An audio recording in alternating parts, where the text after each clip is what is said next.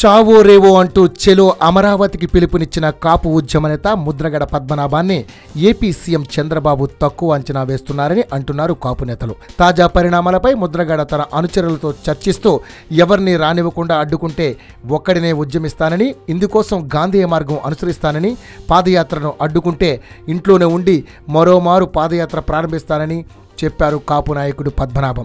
July 26న చెలో అమరావతి పాదయాత్ర మానక తప్పనని వ్యాఖ్యానించారు. అయితే ముద్రగడను ఇంటి నుంచే కదలనివ్వకుండా పోలీసులు కిర్లంపూడిలోని ఆయన ఇంటిని అదుపులోకి తీసుకున్నారు. ఆయన ఇంటి చుట్టూ బారికేడ్లు ఏర్పాటు చేశారు. ఆ గ్రామంలో అడుగుకు పోలీసు ఉన్నట్టు చెబుతున్నారు స్థానికులు. ఇటు తూర్పుగోదావరి జిల్లాలోనే 7,000కు పైగా పోలీసులను మోహరించారని తెలుస్తోంది. Rapid action force, anti Naxal squads రంగంలోకి దించారని తెలిపారు. కాపుల ప్రాబల్యం ఉన్న గ్రామాలను దిగ్బంధం చేస్తున్నారని, చెక్ పోస్టులు, అవుట్ పోస్టులు, పికెట్లు ఏర్పాటు చేశామన్నారు. కీలకమైన ప్రాంతాల్లో సీసీ కెమెరాలను పెట్టడంతో పాటు డ్రోన్ కెమెరాల సాయంతో కాపుల కదలికలను బాబు ఎప్పటికప్పుడు తెలుసుకుంటున్నారని తెలుస్తోంది. తాజాగా వైఎస్ఆర్సీపీ యువనేత జక్కంపూడి గణేష్పై కూడా బైండ్ ఓవర్ కేసు పెట్టినట్టు తెలుస్తోంది. తూర్పుగోదావరి, గుంటూరు జిల్లాలోని గ్రామాలు, జాతీయ రహదారులపై సుమారు 95 పోలీస్ చెక్ పోస్టులను ఏర్పాటు చేశారని సమాచారం.